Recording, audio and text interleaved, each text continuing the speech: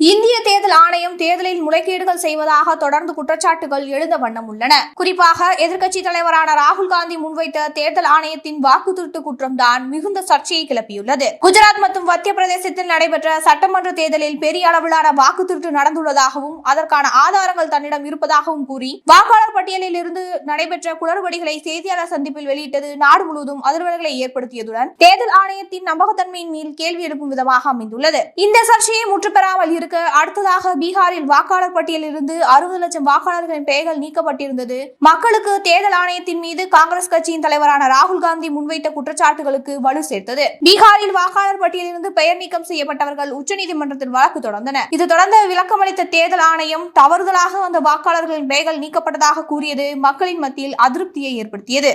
இந்த விளக்கத்தை கடுமையாக கண்டித்த உச்சநீதிமன்ற நீதிபதிகள் பெயர் நீக்கம் செய்யப்பட்ட வாக்காளர்களின் பெயர்களை உடனடியாக வாக்காளர் பட்டியலில் சேர்க்க உத்தரவிட்டது. தேர்தல் ஆணையத்தின் நடுநிலையற்ற போக்கினை கண்டித்து தமிழகத்தில் தமிழக வாழ்வுரிமை கட்சியின் சார்பில் போராட்டங்கள் நடைபெற்றன. அனைத்து கட்சி தலைவர்களும் கடும் கண்டனம் தெரிவித்திருந்தனர். இதனைத் தொடர்ந்து பீகாரில் பெயர் நீக்கம் செய்யப்பட்ட வாக்காளர்களின் பெயர்களை பட்டியலில் சேர்க்கும் பணிகள் துரிதமாக்கப்பட்டது. தேர்தல் ஆணையம் 100 காரணங்கள் சொல்லியிருந்தாலும் 60 லட்சம் வாக்குகள் என்பது பெரிய அளவிலான வாக்காகும். வாக்களிப்பது ஒவ்வொரு இந்திய மக்களின் அடிப்படை உரிமை. 60 லட்சம் பேரின் உரிமைகளை அலட்சியத்திற்காக இழந்துவிட முடியுமா? எத்தனை பெரிய உரிமை திருட்டு!